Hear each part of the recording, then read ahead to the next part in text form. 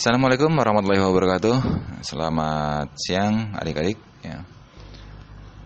Kita ketemu lagi ya di PJJ Pramuka hari ini ya, yaitu dengan materi kompas ya. Materi hari ini adalah kompas. Pengertian dan fungsi kompas. Kompas adalah alat navigasi untuk menetapkan arah mata angin. Prinsip kerja berupa panah penunjuk magnetis yang memberikan rujukan arah tertentu yang menyelaraskan dengan medan magnet bumi secara akurat. Ya, jadi itu prinsip kerja kompas. Sedangkan fungsi kompas adalah untuk menentukan atau mengetahui arah dan besaran derajat suatu arah. Nah, jika untuk mengetahui lokasi suatu medan berdasarkan peta. Sejarah dan penemu kompas. Kompas magnetik pertama kali ditemukan dan digunakan sebagai alat untuk meramal pada tahun 200 sebelum Masehi atau awal dari dinasti Han Tiongkok. Kemudian teknologi magnetik ini diadopsi oleh dinasti Song pada abad ke-11. Sedangkan orang-orang Eropa tercatat mulai menggunakan kompas berawal dari daerah Eropa Barat dan Persia pada awal ke-13.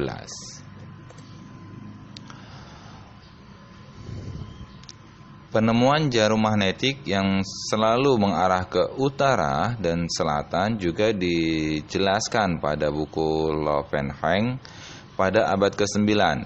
Orang Tiongkok mengembangkan kompas menjadi dua jenis, yaitu jarum yang mengembang dan jarum yang berputar. Penyebaran kompas pertama kali dilakukan oleh seorang pelaut Persia ketika mendapatkan kompas dari seorang Tiongkok. Ya. Akan tetapi barulah pada pada tahun 1877 kompas dari seorang Inggris bernama William Thomson ya yang dapat diterima oleh semua negara. Sebab kompas tersebut telah mengalami perbaikan dari kesalahan-kesalahan akibat deviasi karena penggunaan material besi yang meningkat untuk membangun kapal. Selanjutnya jenis-jenis kompas. Nah, kompas dibedakan menjadi dua jenis, yaitu kompas analog dan kompas digital. Yang pertama yaitu kompas analog. Kompas analog adalah kompas yang umum digunakan dalam kehidupan sehari-hari, termasuk oleh para anggota pramuka. Penggunaan kompas analog secara manual, yaitu dengan menyelaraskan jarum kompas yang terdapat di dalamnya. Kompas analog terdiri atas beberapa jenis. Yang kedua adalah kompas digital. Kompas digital adalah kompas yang bekerja secara digital. Jenis ini biasanya disertakan sebagai sistem navigasi dalam dunia robotik atau dalam gadget-gadget elektronik. Selanjutnya kompas bidik. Kompas bidik ini gambarnya kompas bidik ya. Ini juga gambar dari kompas bidik. Kompas bidik atau disebut juga sebagai kompas prisma adalah kompas yang berfungsi sebagai pembidik besar derajat pada suatu medan ya, bentang alam sebenarnya untuk diproyeksikan ke dalam peta. Jenis kompas ini sering digunakan dalam kegiatan-kegiatan alam termasuk dalam kepramukaan. Bagian-bagian pada kompas. Bagian-bagian kompas yang akan dipelajari kali ini adalah bagian-bagian pada kompas bidik atau kompas prisma, karena kompas jenis inilah yang paling sering digunakan dalam kegiatan-kegiatan kepramukaan. Nah, ini contohnya. Nah, ini bagian-bagiannya. Yang pertama itu ada tutup diel. Nah, yang kedua ada visir. Yang ketiga itu ada diel. Yang keempat itu ada jarum petunjuk. Nah, yang kelima itu ada kaca pembesar. Yang keenam itu ada alat penggantung. Ya, jadi ini namanya diel. Nah, ini namanya visir. Ya. Terus permukaan ini namanya diel. Dan jarum yang hijau ini namanya jarum petunjuk. Sedangkan yang bulat ini itu adalah kaca pembesar, ya. Dan ini adalah alat penggantung. Kompas bidik memiliki bagian-bagian sebagai berikut. Nah, tadi ya bagian-bagiannya. Nah, itu ada diel, ya kan? Atau permukaan tempat angka dan huruf. Pada diel terdapat suatu derajat mulai dari 0 derajat sampai dengan 360 derajat dan huruf N, E, W, S. Terus tutup diel dengan dua garis bersudut 45 derajat. Ya, jadi tutupnya itu bisa diputar. Nah, terus visir lubang dengan kawat halus pembidik sasaran. Jadi kawatnya itu digunakan untuk menyamakan dengan sasaran. Selanjutnya kaca pembesar, ya, untuk melihat derajat kompas supaya terlihat lebih jelas, ya. Jarum petunjuk, ya, ini untuk menunjukkan utara magnet. Nah, jadi jarum petunjuk itu akan selalu mengarah ke utara magnet. Nah, alat penggantung digunakan atau tempat ibu jari untuk menopang kompas saat membidik.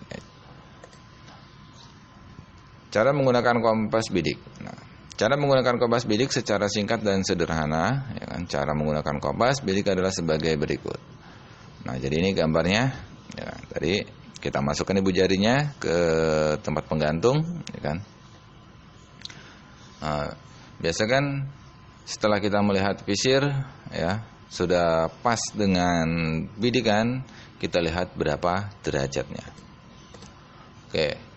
Letakkan kompas di atas permukaan yang datar. Setelah jarum kompas tidak bergerak, maka jarum tersebut menunjukkan arah utara magnet. Bidik sasaran dengan menggunakan visir, ya, melalui celah pada kaca pembesar. Setelah itu miringkan kaca pembesar kira-kira bersudut 50 derajat dengan kaca diel. Apabila visir diragukan karena kurang jelas terlihat dari kaca pembesar, luruskan garis yang terdapat pada tutup diel ke arah visir, searah dengan sasaran bidik agar mudah terlihat melalui kaca pembesar. Apabila sasaran bidik 30 derajat, maka bidiklah ke arah 30 derajat. Sebelum menuju sasaran, tetapkan terlebih dahulu titik sasaran sepanjang jalur 30 derajat. Carilah sebuah benda yang menonjol atau tinggi antara benda lain di sekitarnya. Sebab raut ke 30 derajat tidak selalu datar atau kering. Kadang-kadang bercah-bercah di tempat itu kita melambung, ya, atau keluar dari raut dengan tidak kehilangan jalur 30 derajat. Sebelum bergerak ke arah sasaran bidik, jadi setelah kita bidik, ya, sebelum kita menuju ke sasaran bidik, perlu ditetapkan terlebih dahulu sasaran bidik balik, ya, atau sasaran balik, yang biasa disebut dengan back azimuth atau back reading, agar kita dapat kembali ke pangkalan apabila tersesat dalam perjalanan. Nah, apabila sasaran kurang dari 180 derajat, maka ditambah 180 derajat. Contoh, ya, sasaran ada di 30 derajat, berarti sasaran baliknya adalah 30 derajat ditambah 180 derajat, yaitu 210 derajat. Ya, jadi kalau sasaran kita ada di 30 derajat, berarti back azimuthnya ada di 210 derajat. Nah, apabila sasaran lebih dari 180 derajat, maka back azimuthnya, ya, atau sasaran baliknya itu kita kurangkan, ya. maka kurangkan 180 derajat, contoh 240 derajat, ya kan. Sasaran baliknya adalah 240 derajat dikurang 180 derajat, yaitu 60 derajat. Nah, kalau sasarannya itu lebih dari 180 derajat, berarti back azimutnya harus kita kurangkan dengan 180 derajat sehingga didapatkan 60 derajat. Untuk kompas lensa. Kompas lensa merupakan kompas yang dilengkapi dengan lensa biconcave yang berfungsi untuk mempermudah dalam pembacaannya. Umumnya kompas lensa berbentuk sederhana, ringan, dan harganya lebih murah. Namun, validitas pengukuran besaran sudut kompas kurang akurat. Jadi kompas ini kompas lensa. Selanjutnya ada kompas Oret-Tering atau kompas Silva. Nah, ini gambarnya ya, kompas Silva.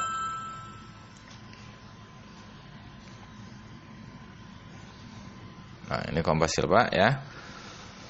Kompas Oret-Tering atau kompas Silva adalah kompas yang digunakan dalam orientasi atau penghitungan dan pembacaan peta secara langsung. Kompas ini umumnya memiliki badan atau wadah transparan memudahkan pembaca terhadap peta yang ditaruh di bawahnya. Oke, terima kasih ya. Mungkin materi tentang kompas sampai di sini ya. Kakak akhiri. Assalamualaikum warahmatullahi wabarakatuh dan salam pramuka.